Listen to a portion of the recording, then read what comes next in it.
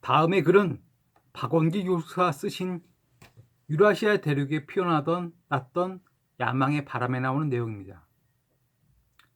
금나라는 글자 그대로 황금의 제국이다. 이 황금의 제국을 세운 민족이 여진족이다. 여진족은 먼 옛날 연해주 북부 지역에 자리 잡고 있었던 숙신의 후손들이다. 여진과 숙신은 표기상 다른 말처럼 보이지만 모두 주신이나 주센의 음역에 불과하다. 주신이나 주센은 고대 한민족의 최초 국가인 고조선의 원명을 연탄시킬 만큼 야릇한 냄새를 풍긴다. 고려를 무혈혁명으로 인수한 건주 여진의 족장 이성계가 국명을 조선으로 바꾼 것이나 명나라를 쓸어버린 만주족이 자신들의 국명을 대주신 제국으로 삼은 것은 무슨 이유일까? 역사는 워낙 많은 비밀을 숨기고 있기 때문에 좀처럼 진실을 알기 어렵다. 그러나 아무리 진실이 헷갈린다 해도 면면이 전해져 내려오는 기록까지 부인하기는 어렵다. 초원의 거인인 거란을 거짓말처럼 일순간에 때려잡은 황금의 민족은 자신들의 기원에 대해 다음과 같은 삼조 전설을 남기고 있다. 우리 금나라의 시조인 한보는 고려에서 왔다. 시조의 형 아고네는 불교를 좋아했기 때문에 고려에 남았다. 아고네는 떠나가는 동생을 바라보며 후세의 자손들이 유능하다면 반드시 서로 모일 것이다 라고 했다. 우리 시조께서는 와란보의 땅인 북간수 강변에 터를 잡았다. 그 후 아고네의 후예들이 갈소관에서 우리 태조 아골타에게 규부했다. 그리고 힘을 합쳐 거라를 공격했다. 또 양복 간답자를 발해인들이 사는 곳에 보내 여진과 발해는 본래 한 가족이니 뭉치자라고 호소했다. 이 전설은 황금 제국의 정사인 금사 외에도 송나라 사람들의 기록인 송막 기문이나 신록기에도 수록되어 있다. 저자 박원길 교수는 몽골 고대사의 전문가입니다. 책 또한 칭기스칸을 중심에 놓고 적은 몽골의 역사가 주요 내용입니다.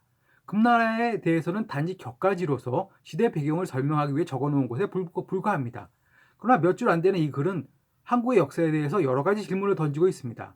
책은 2003년도에 출간되었는데 지금은 이미 많이들 알려진 내용들이지만 당시만 해도 매우 신선하고 충격적으로 다가왔었습니다. 우선 숙신을 여진족의 전신으로 추정한 것은 매우 타당하다고 생각합니다. 일반적으로 여진족이 말갈족의 후예로 여겨지는 경향이 있는데 이는 무지의 소치입니다. 자의적으로 남의 족보를 만들어 후세에 절하는 것은 폐악입니다. 단지 어리석은 자들만이 이를 따를 것입니다. 나는 맥족이 말갈이 다시 몽골로 이어져 내려왔다고 보고 있습니다. 그들은 동일 지역에서 존재했었고 중국어 발음의 근거에서 불러보면 서로 매우 유사한 이름을 갖고 있기 때문이죠. 그래서 바로 숙신이 여진이 된 것입니다. 이 같은 진실이 중국의 학자들의 추정에 의해 왜곡되어 왔다는 것이 제 주장이자 견해입니다. 저는 처음 여진족이 흑수 말갈족과 어떤 연관성이 있지 않을까 생각했었습니다. 혹은 만주 흥계 호수 주변에 살던 발해 솔빈부가 그들이 아닐까도 생각했었습니다. 발해 솔빈부에는 화주, 익주, 건주 등 3개의 주가 있었습니다. 그런데 이 중 건주는 훗날 득세하는 건주 여진과 연결지어 생각해볼 여지가 충분히 있어 보입니다. 말갈족의 지배층을 형성하고 있던 발해 시기에는 여진족들은 솔빈부 건주의 예속 복성민으로 살고 있었을지도 모릅니다. 불행하게도 발해가 그들의 역사를 후세에 남겨놓은 것이 거의 없기 때문에 이에 대한 진실을 알 길은 없습니다. 그런데 도대체 말과가 여진족을 동일시하는 발상은 어디에서 나온 것일까요? 이러한 의문은 윤관이 여진족을 정벌하고 그곳의 땅을 고려의 영토에 편입시키는 과정과 이후 와란보의 아골타가 금나라를 공격하고서 송나라를 쳐 남쪽으로 쫓아내는 일련의 과정을 보면서 이합집산을 거듭하며 처절하게 생존을 위해 몸부리치는 여진족의 모습을 떠올려 보면서 하나 둘 풀려나가기 시작했습니다. 그들은 발해 시기에도 또 그전 시기에도 늘 이렇게 밑바닥에서 삶을 유지하고 있었던 것입니다. 물론 고려 출신 한보가 금나라의 시주임은 부인할 수 없는 진실로 보여집니다. 그러나 그가 가서 함께 살면서 다스리던 땅의 주인은 여진족들이었으며 과거 숙신의 후예들이었던 것입니다. 삼국지 위서 관구검전에 다음과 같은 글이 나옵니다. 김원준 씨가 번역하고 민음사에서 펴낸 책입니다. 관구검은 형주 자사로 옮겼다. 청룡연간 조회는 요동을 토벌하려고 계획을 세우고 관구검이 책략과 재간이 있으므로 유주사사로 전임시켜 도여장군, 사지절, 호오환 교의를 더했다. 중략 공소년은 관구검을 맞아 싸웠지만 형세가 불리해지자 병사들을 데리고 돌아갔다. 이듬해 조회가 태위 사마의에게 중군과 관구검 등을 통솔하고 수만 병력으로 공소년을 치도록 하니 요동이 평정되었다. 관구검은 공족에 의하여 안읍 후에 보내졌으며 시급 3,900호를 받았다. 정시연간 고구려가 자주 침범하고 반란을 일으켰으므로 광구검은 보병과 기병 10,000명을 지휘하여 현도로 나가서 몇 갈래 길로 쳐들어가 그들을 토벌했다.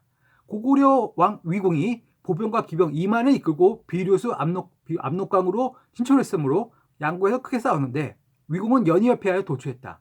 광국은 말을 멈추고 수레를 이어서 환도산에 올라 고구려의 수도를 파괴했는데 머리를 베거나 포로로 담은 자가 수천이나 되었다. 6년 245년 제차 정벌하니 위공은 맥으로 달아났다. 광구검은 현도태수 왕기를 보내 추격하도록 하였다.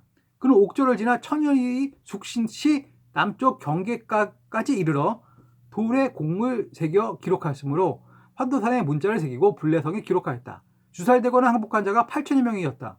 공을 논하여 상을 받았고 후로 된 자가 100여 명이었다. 산을 뚫어 논밭에 물을 대니 백성들은 이익을 얻었다. 조위의 명장 관구검이 요동을 쳐 공손씨를 멸망시키고 재차 고구려까지 정벌하는 일련의 과정을 설명하고 있습니다. 요동의 뿌리가 없던 공손씨 일가는 멸족되게 되었고 오랜 세월 동안 그곳에서 터를 잡고 살아오던 고구려는 망하지 않고 다시 일어서게 됩니다. 이때의 기록은 삼국사기 고구려 본기 동천왕 20년 기록에도 소상하게 나옵니다. 서로 약간씩 차이는 있겠지만 전반적으로 내용은 크게 다르지 않습니다. 어차피 김부식도 중국의 자료를 참고했을 것이기 때문이죠. 그런데 여기서 흥미로운 것은 동천왕의 태각노입니다. 삼국사기에는 압록원으로 달아났다가 다시 남옥저 중령으로 재차 피실했다고 하지만 삼국지 위선 관구검 전에서는 맥으로 달아났다가 옥조를 지나 천여리 숙신시 남쪽 경계까지 이르렀다고 합니다. 그러나 이런 현도태수 왕기가 다다른 곳을 말하고 있을 뿐이며 정작 동천왕이 어디까지 도주했었는지는 정확하게 알 수 없습니다. 그런데 여기서 흥미로운 것이 바로 숙신시 남쪽 경계가 아마도 현재 함경남도 일대일 것이란 점입니다. 그리고 그것이 숙신시의 남쪽 경계였으니 숙신시의 땅은 그 이북 지역이었을 것입니다. 그때가 3세기 초였고 윤관이 여진을 정벌한 것이 11세기 초입니다. 숙신, 즉 여진족은 그곳에서 이미 1000년 전부터 살고 있었다는 이야기입니다.